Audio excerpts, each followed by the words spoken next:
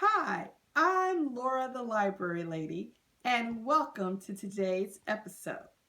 In our last episode, we talked about Sojourner Truth, and I mentioned a man named Frederick Douglass. Well, we're going to learn more about Mr. Douglass today. As you know, I love newspapers, and this newspaper is called Sound Off, and this is the February 2020 edition. And Sound Off is from the military base Fort Meade in Anne Arundel County. So the name of this article is Celebrate African Americans Military Military Role. Role of black soldiers should be considered during African American History Month by Office of the Chief of Public Affairs, Headquarters, Department of the Army. It's important that we consider the contributions of African Americans, that we see this history not only through the filter of an African American history celebration, but as an integral part of American history. A large part of American history has been shaped by our military, from Bunker Hill to the Civil War to the current military operations around the globe. American servicemen and women have left their mark on history and on our society. There have been no war fought by or within the United States in which African Americans did not serve proudly. Crossing the Delaware. Approximately 5,000 black soldiers, mostly from New England, served in the Continental Army. They were artillery, infantrymen, and musicians. In April 1775, African Americans fought at the Battle of Concord, and on Christmas Day 1776, African Americans crossed the Delaware River with General George Washington. Unfortunately, the contributions of black Americans to the birth of the nation were, for the most part, unrecorded and soon forgotten. In the years following the Revolutionary, African Americans were virtually eliminated from the military forces of our young country. In 1792, Congress passed legislation that limited military service only to free, able-bodied white male citizens.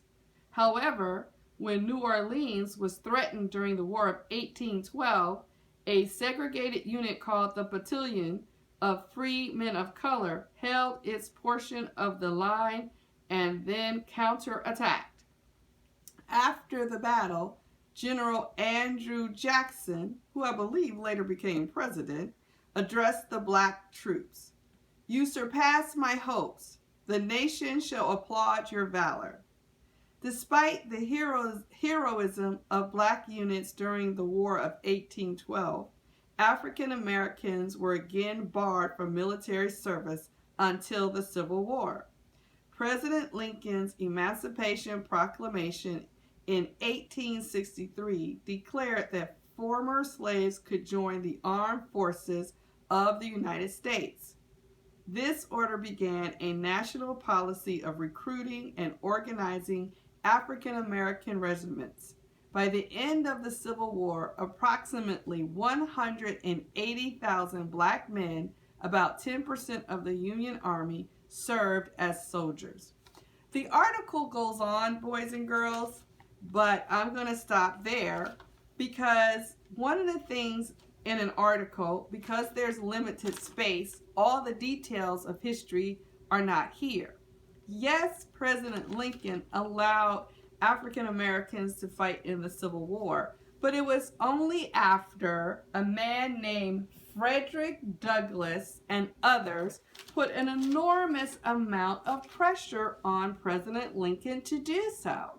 And there's much more history to that, but President Lincoln did see Mr. Frederick Douglass in the White House. Now you may be asking me, who is Frederick Douglass? That's a wonderful question. He was born here in Maryland, and he was a man who was born into slavery. And we're going to learn a little bit more about him. In fact, do you see this? This is a bookmark I made not long ago celebrating Mr. Douglass's 200th birthday. It was a big deal. And I wanted to honor and celebrate Mr. Douglass, and I did so by making this wonderful bookmark. His 200th birthday was in 2018.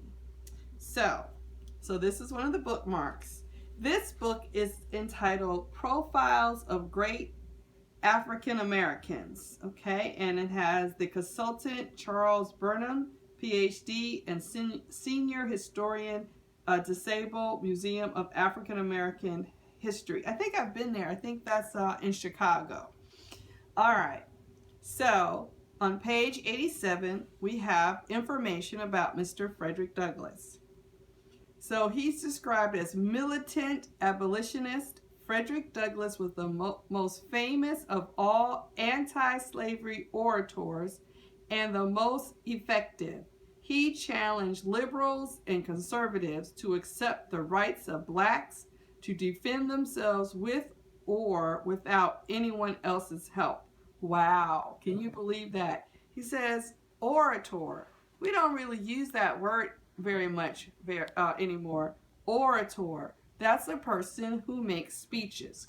I want to read a little bit more, and then we'll talk about Mr. Douglass and how he knew Sojourner Truth, he knew Susan B. Anthony, and he knew another person I greatly admire, Harriet Tubman, who was also born here in Maryland, also on the eastern shore of the state. The fight against slavery is best exemplified by the words and deeds of one man, Frederick Douglass. In the years that spanned the abolitionist movement, Civil War, Reconstruction, and the post-Reconstruction period, Douglass championed the cause of all oppressed people.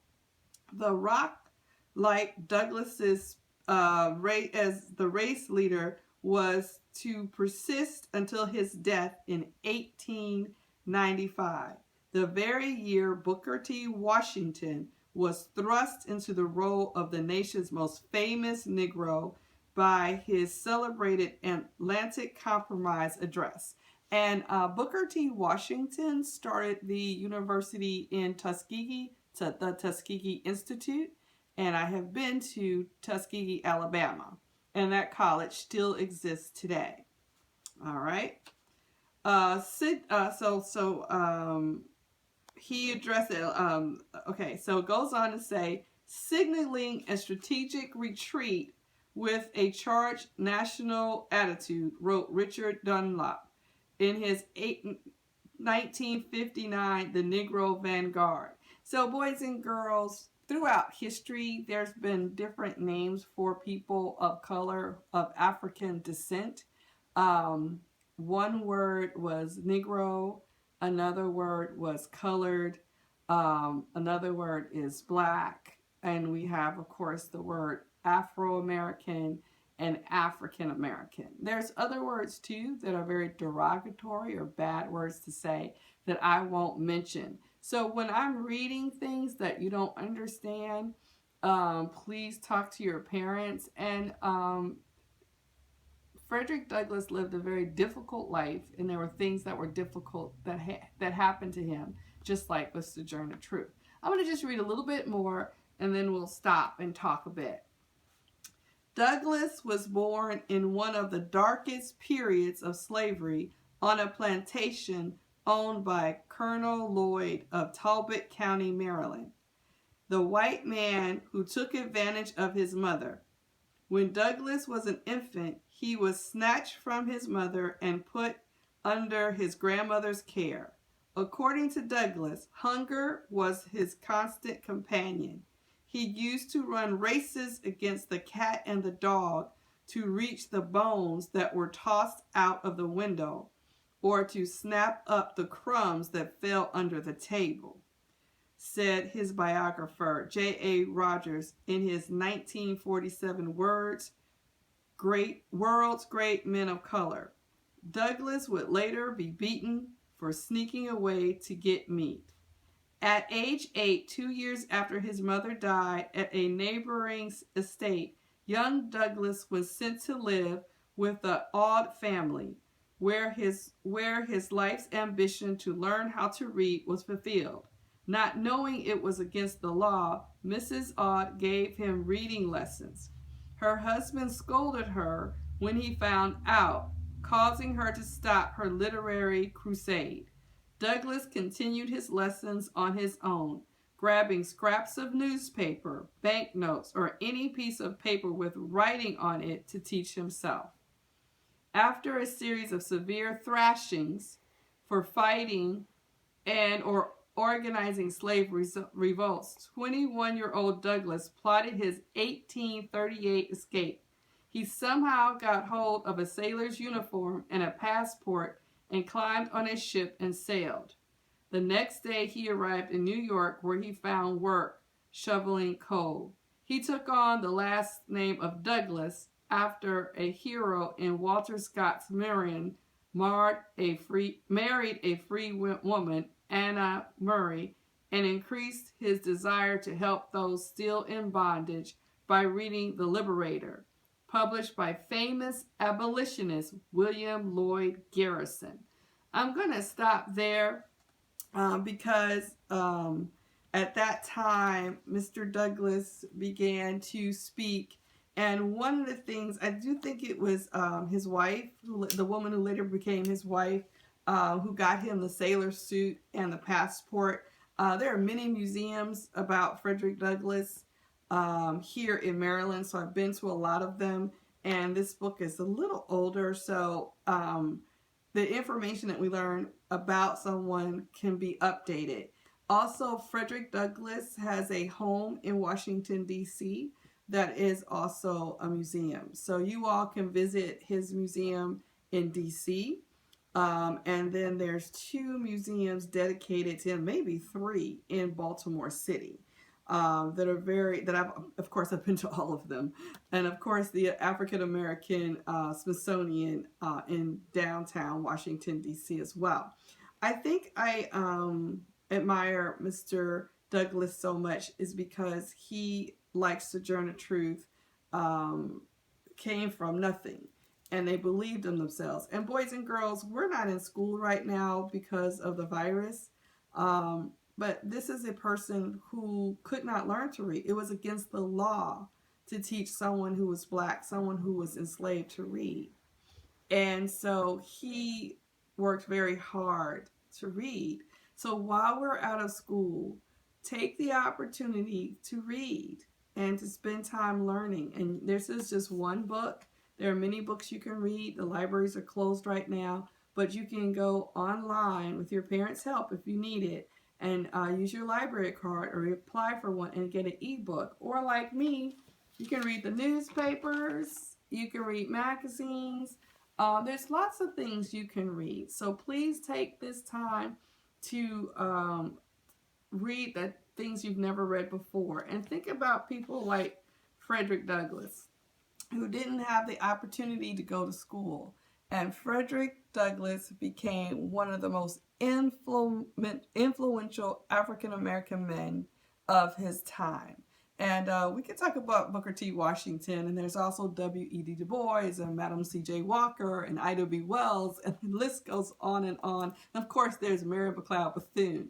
So there's so many, and those are just the ones off the top of my head. So if you have a book like this, you can read about all kinds of African-American heroes. And this is what they would call a collected biography. And there's collected biographies about all kinds of people. The people who are scientists, the people who are writers. There's all kinds of materials. I just so happen to love African-American history. It's just so rich and beautiful. So until next time, boys and girls, please ask your parents who their heroes are, and have your parents share who their favorite person in history is. I think that's a wonderful activity. And you can make a bookmark or draw a picture or do other activities. Thank you, boys and girls. Thank you, parents, for turning in and viewing this. See you next time. Bye.